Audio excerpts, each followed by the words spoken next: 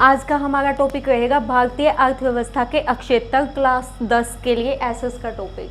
ठीक है, हम अपने पास रोज़ देखते हैं कि हमारे आसपास कोई कपास चुग रहा है, कोई गेहूं काट रहा है, कोई मिट्टी के बर्तन बना रहा है, कोई मकान पे मिस्त्री लगे हुए हैं, कोई ईंटें ढो रहा है, कोई कुछ कर रहा है। ये सारी गतिविधियां अर्थव्यवस्था के अक्षेत्र के अंतर्गत आती हैं। ठीक है, मतलब उद्योग, कृषि और सेवा क्षेत्र, कोई बैंक में नौकरी कर रहा है, कोई स्कूल में कर रहा है, ये सारे भारतीय अर्थव्यवस्था के अक्षेत्रक है। मतलब वो अक्षेत्र जो उत्पादन करें, जो उत्पादन के हिसाब से विभिन्न भागों में बांटे जाए, उनको भारतीय अर्थव्यवस्था के अक्षेत्रक कहा जाता है। ठीक है, अब इसको 3 भागों में बांटा गया है। पहला है हमारा प्राथमिक अक्षेत्रक, पहला हो गया प्राथमिक अक्षेत्रक, दूसरा हो गया द्वितीयक अक्षेत्रक, द्वितीयक अक्षेत्रक, तीसरा हो गया तृतीयक अक्षेत्रक।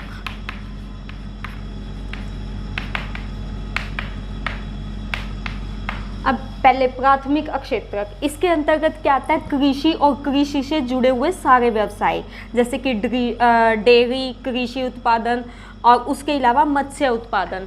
देखो, कृषि जो खेती मतलब सीधे अनाज किसान उगाता है, वो प्राथमिक क्षेत्रक के अंतर्गत आता है। मीन्स प्राकृतिक संसाधनों का उत्पादन करके जो उत्पादन किया जाता है, प्राकृतिक संसाधनों का प्रयोग करके जो उत्पादन किया जाता है, वो प्राथमिक क्षेत्रक के अंतर्गत आता है। इसमें कृषि होगी, खनन हो गया, लकड़ी काटना हो गया, और एक आपका डेयरी उत्पादन। डेयरी उत्पादन मीन्स पशुओं को हरा चारा खिला के उनको दूध देते हैं, उस दूध को बेचना, यानी कि डेयरी उत्पादन। दूध, घी, इनका उत्पादन क्या आ गया? प्राथमिक क्षेत्र के अंतर्गत आ गया। अब प्राकृतिक ये पशुओं की जैविक प्रक्रिया पर आधारित होता है, इसलिए ये प्राथमिक क्षेत्र के अंतर्गत आता है। प्राकृतिक संसाधनों का प्रत्यक्ष उपयोग पर ये आधारित होती है, मतलब प्राकृतिक संसाधनों का हम सीधे उपयोग करते हैं। उसके बाद आता है द्वितीयक क्षेत्रक। द्वितीयक क्षेत्रक के अंतर्गत क्या आता है? मतलब प्राथमिक क्षेत्रक से कच्चा माल लेके उद्योगों में विनिर्माण प्रक्रिया के द्वारा उत्पादन करना द्वितीयक क्षेत्र के अंतर्गत आता है। मतलब गन्ना लेके उससे चीनी उद्योग में चीनी बनाना किस में आएगा? द्वितीयक क्षेत्रक में। किस में आएगा? द्वितीयक क्षेत्रक में। जैसे कागज बनाना, ये भी, इसके लिए भी कच्चा माल कहाँ से लिया जाता है? प्राथमिक क्षेत्र से, मतलब प्राकृतिक उत्पादन से। ये द्वितीयक क्षेत्र के अंतर्गत आता है। इसके बाद आता है तृतीयक क्षेत्रक। वह क्षेत्रक जो वस्तुओं और सेवाओं के उत्पादन के लिए उत्पादन प्रक्रिया में सहायता करता है, वो तृतीयक क्षेत्रक कहलाता है। जैसे बैंक, बीमा की सुविधा। सबसे बड़ी बात, किसी भी मतलब किसी भी उत्पादन को करने के लिए पैसों की ज़रूरत होती है। किसान छोटे भी होते हैं, बड़े भी होते हैं, उनको पैसे उनके पास खुद के पास नहीं होते, तो वो बैंक से लोन लेते हैं, कर्जा उठाते हैं। बीमा, फसल का बीमा करवाते हैं, ताकि फसल अगर खराब हो जाए, बाढ़ आ जाए, सूखा पड़ जाए, तो उनको बीमा तो मिल सके, कम से कम उनकी मतलब जो कीमत तो मिल सके कुछ ना कुछ। मतलब तृतीयक क्षेत्रक में सेवाएं आती हैं, वो सेवाएं जो प्राथमिक और द्वितीयक क्षेत्र को संभालने में मदद करती है। जैसे बैंक, बीमा की सुविधा, स्कूल, कॉलेज। ठीक है, मतलब जो इनको मदद पहुंचाए वो सेवाएं तृतीयक क्षेत्र के अंतर्गत आती है। वह क्षेत्रक जो वस्तुओं और सेवाओं का उत्पादन नहीं करता, बल्कि प्राथमिक और द्वितीयक क्षेत्रों में उत्पादन प्रक्रिया में सहायता करता है, वो तृतीयक क्षेत्रक कहलाता है। इसमें क्या क्या आ गया? बैंक, बीमा की सुविधा। देखो, प्राथमिक क्षेत्र कौन सा था? जिसमें प्राकृतिक वस्तुओं का मतलब प्राकृतिक संसाधनों का प्रयोग करके उत्पादन किया गया। खनन, लकड़ी का उत्पादन, दूध, डेयरी का दूध का उत्पादन, यानी कि डेयरी उत्पादन। एक और आता है मत्स्य उत्पादन। मत्स्य उत्पादन द्वितीयक क्षेत्रक में क्या क्या आएगा? जिसमें विनिर्माण प्रक्रिया के द्वारा प्राथमिक अक्षेत्र से कच्चा माल लेके उत्पादन किया जाए उसको द्वितीयक अक्षेत्रक कहा जाता है। जैसे गन्ने से चीनी बनाना और कागज बनाना। तृतीयक अक्षेत्रक में कौन सी आती हैं? सेवाएं आती हैं जो प्राथमिक और द्वितीयक अक्षेत्रों को सुविधा प्रदान करती हैं, जैसे बैंक, बीमा की सुविधा, स्कूल कॉलेज की सुविधा। ठीक है, उसके बाद उत्पादन में तृतीयक अक्षेत्र क्यों बढ़ता जा रहा है? पहले क्या होता था कि प्राथमिक अक्षेत्र, आजकल तृतीयक अक्षेत्र का पार्ट सबसे ज़्यादा बढ़ता जा रहा है, क्योंकि पहले 70% जनसंख्या कृषि कार्य में लगी हुई थी, 70%, और सिर्फ उत्पादन भी किसका होता था? कृषि का ज़्यादा होता था। लेकिन अब ज़्यादा लोग तृतीयक अक्षेत्र में लगे हुए हैं। तृतीयक अक्षेत्र में मीन्स सेवाओं में, बैंकिंग, बीमा की सेवाएं और दूसरी सेवाओं में। इसके पीछे कारण क्या क्या हैं? किसी भी देश को चलाने के लिए सबसे पहले किस चीज़ की आवश्यकता होती है? डाक तार की, बैंकिंग की। डाक तार और बैंकिंग की आवश्यकता पड़ती है किसी भी देश को चलाने के लिए। ठीक है, एक स्थान से दूसरे स्थान पर मैसेज भेजने के लिए। बैंकिंग, जिसकी मतलब उत्पादन के बाद होने वाला पैसा संभालने के लिए, यातायात का प्रबंध करने के लिए। ठीक है, मतलब जितनी भी सेवाएं आती हैं वो सारी किस में आती है? तृतीयक क्षेत्र में। मतलब एक स्थान से दूसरे स्थान पर माल पहुंचाना है तो क्या आएगा? आपका यातायात का प्रयोग होगा। कृषि एवं उद्योग के विकास में सबसे ज्यादा क्या क्या? एक तो पहला था डाक तार और बैंकिंग, दूसरा है कृषि और उद्योग के विकास में परिवहन, व्यापार और भंडारण की सेवाओं का विकास होता है। अब कृषि के अंतर्गत जो उत्पादन हुआ उसको एक ही दिन में तो नहीं बेचा जा सकता, तो उसको भंडार करके कहीं गोदामों में भी रखना पड़ता है। ठीक है, तो ये किसके अंतर्गत आती है? तृतीयक क्षेत्र के अंतर्गत। इसके लिए ज़्यादा लोगों की भी आवश्यकता पड़ती है। ठीक है, उसके बाद थर्ड पॉइंट है हमारा, आय बढ़ने से कई सेवाओं का विकास हुआ है। कौन कौन सी? पर्यटन, शॉपिंग मॉल, जिससे ये तृतीयक क्षेत्र के अंतर्गत ही आते हैं। पर्यटन और शॉपिंग मॉल से मतलब ज़्यादा लोगों को रोजगार मिला है। तो ज़्यादा लोगों को रोजगार कहाँ मिला? तृतीयक क्षेत्र में मिला। और ये किसकी वजह से हुआ? तृतीयक क्षेत्र, प्राथमिक और द्वितीयक क्षेत्र में जो उत्पादन हुआ उसकी वजह से। पर्यटन और शॉपिंग मॉल, क्योंकि जो सामान बन के शॉपिंग मॉल में पहुंचा वो वहाँ से बिकेगा। जब सामान अच्छा होगा तो पर्यटन को बढ़ोतरी मिलेगी।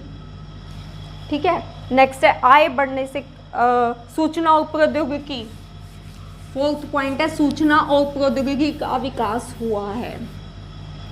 सूचना और प्रौद्योगिकी।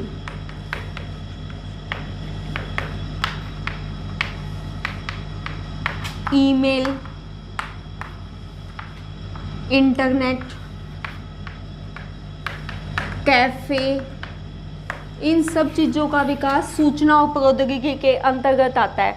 आजकल बहुत ज़्यादा मतलब कुछ ही सेकंडों में एक सूचना दूसरे स्थान पर पहुंच जाती है। ईमेल के थ्रू, इंटरनेट के थ्रू, कैफे के थ्रू, मतलब इनसे सूचना और प्रौद्योगिकी का तेज़ी से विकास हुआ है और इनसे सेवाओं पर भी बहुत अधिक प्रभाव पड़ा है। अल्प बेरोजगारी एक टॉपिक है। अल्प बेरोजगारी मीन्स एक लेडी है लक्ष्मी, उसके पास ज़मीन है 1 एकड़, मतलब इस पे उत्पादन सिर्फ एक व्यक्ति अच्छा उत्पादन कर सकता है। अपनी उत्पादन क्षमता के हिसाब से जितना उत्पादन हो सकता है ना, वो सिर्फ एक व्यक्ति अच्छे ढंग से कर सकता है। लेकिन लक्ष्मी का पूरा परिवार असिंचित भूमि होने की वजह से, असिंचित भूमि होने की वजह से 5 लोग पूरी तरह से इसी पे लगे हुए हैं। मतलब 4 लोग जो हैं वो, एक आदमी जो 5 लोगों का काम अकेले कर सकता है और वो उत्पादन सिर्फ एक व्यक्ति के हिस्से का है,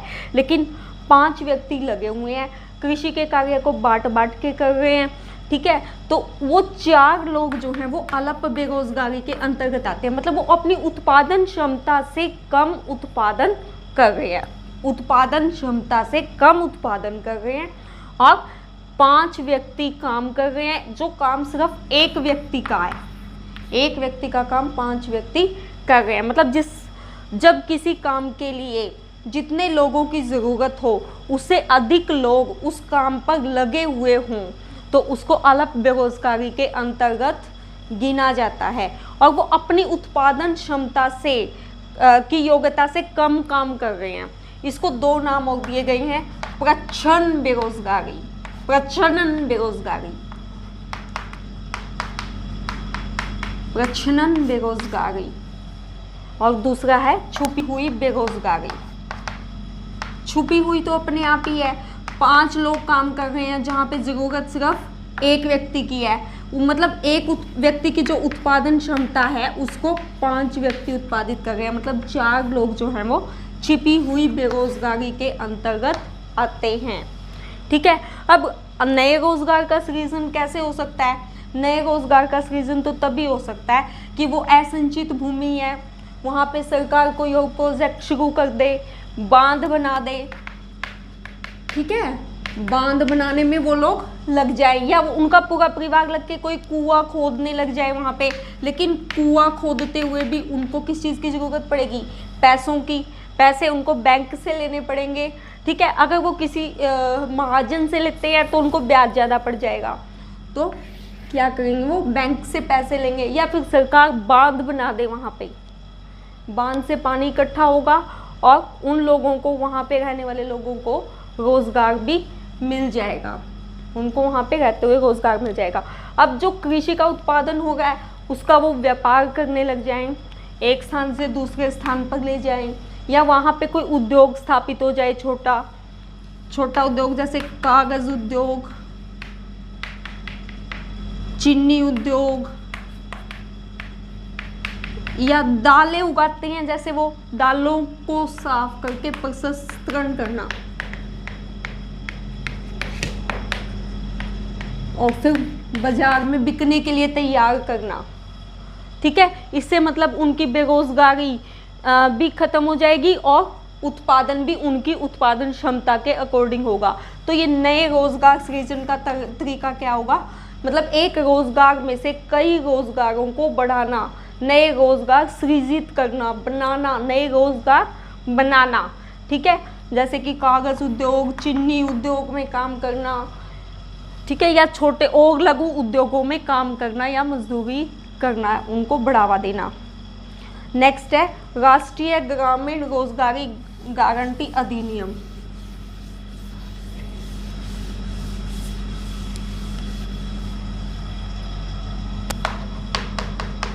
राष्ट्रीय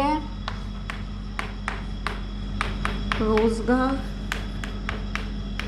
गारंटी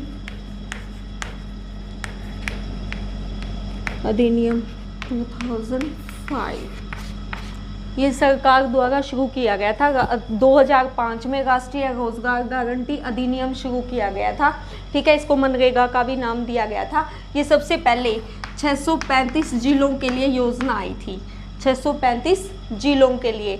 इसके अकॉर्डिंग 100 दिन का रोजगार प्रत्येक व्यक्ति के लिए सुनिश्चित किया गया था कि हर व्यक्ति को 100 दिन का रोजगार मिलेगा। अब जिसको 100 दिन का रोजगार नहीं मिलेगा तो उसको बेरोजगारी भत्ता सरकार के द्वारा दिया जाएगा। या तो 100 दिन का रोजगार मिलेगा या उनको बेरोजगारी भत्ता उपलब्ध करवाया जाएगा, ठीक है। ये सरकार की ओर से गारंटी थी लोगों को। 635 जिलों में ये सबसे पहले शुरू की गई थी। 2005 में ये योजना आई थी, ठीक है। मतलब साल में 100 दिन का रोजगार, ठीक है। नेक्स्ट टॉपिक है, इसको भारतीय अर्थव्यवस्था को आगे 2 भागों में बांटा गया है, संगठित क्षेत्रक और असंगठित क्षेत्रक। अर्थव्यवस्था को 2 भागों में बांटा गया, एक है संगठित क्षेत्रक, दूसरा आएगा असंगठित क्षेत्रक।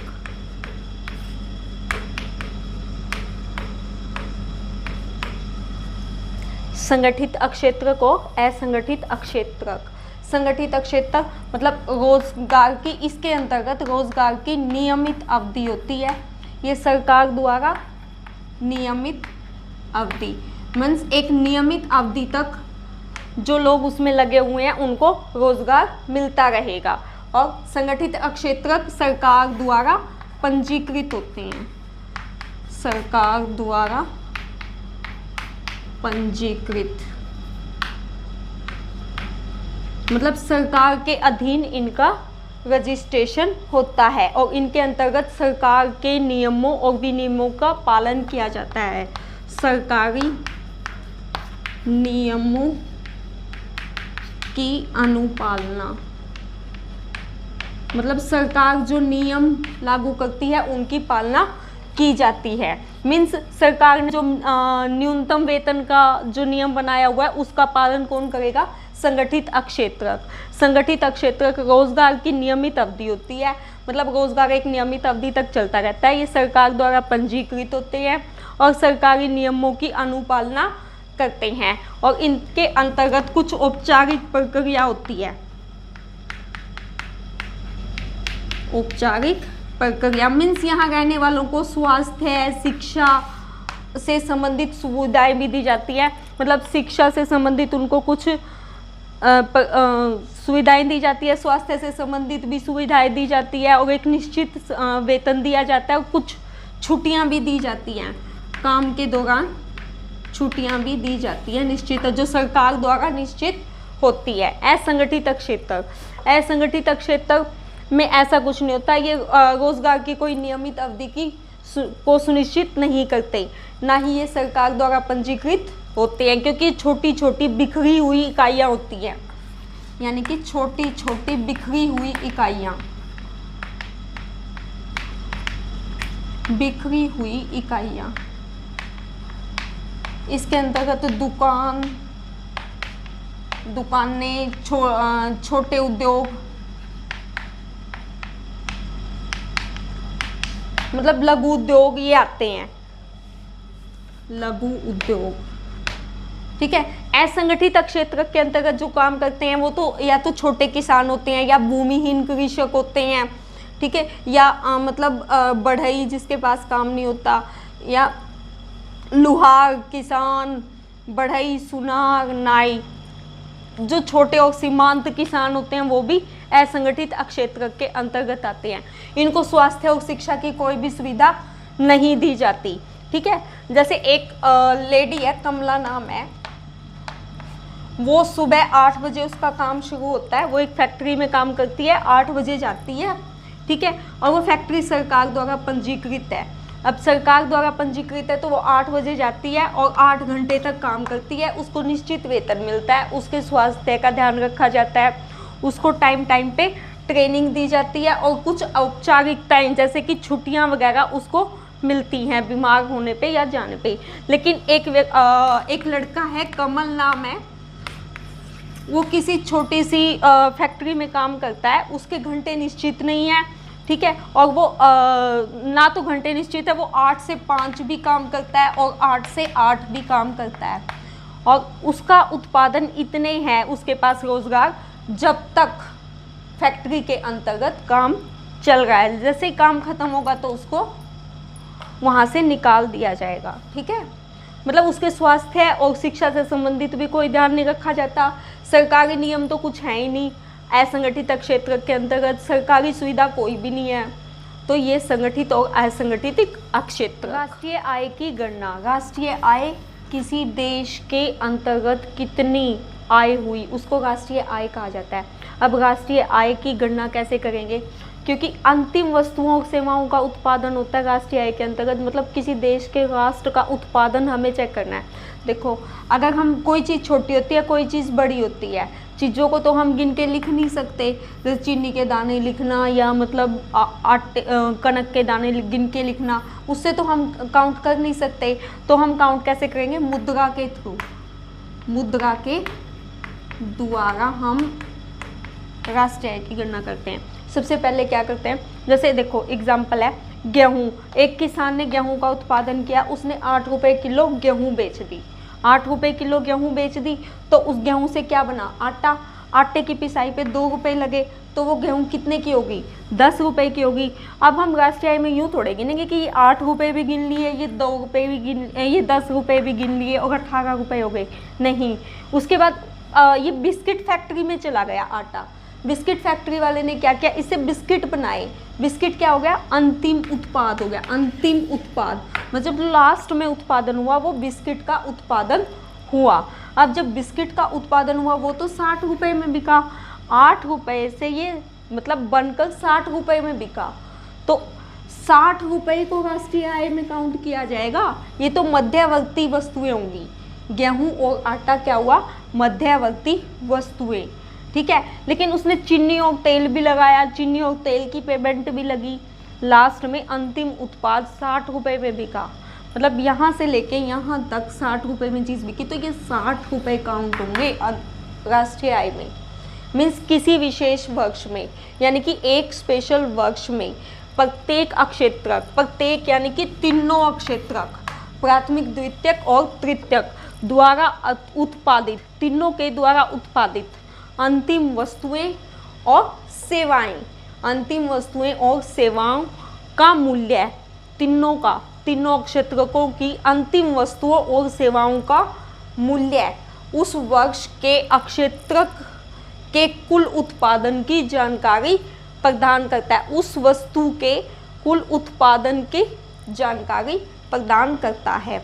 अब तीनों अक्षेत्रकों के उत्पादन के योगफल को से देश का घरेलू, सकल घरेलू उत्पादन कहते हैं। तीनों वस्तु यानी कि सकल घरेलू उत्पाद क्या हुआ, तीनों अक्षेत्रकों को मिलाकर, प्राथमिक, द्वितीयक और तृतीयक तीनों अक्षेत्रकों को मिलाकर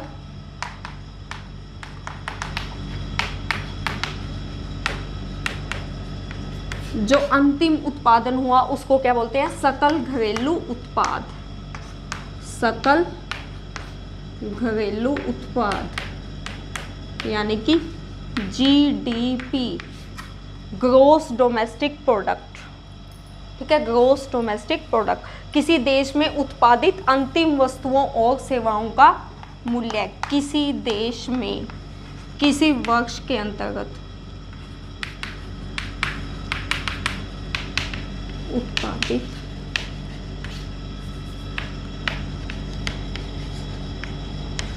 वस्तुओं और सेवाओं का मूल्य।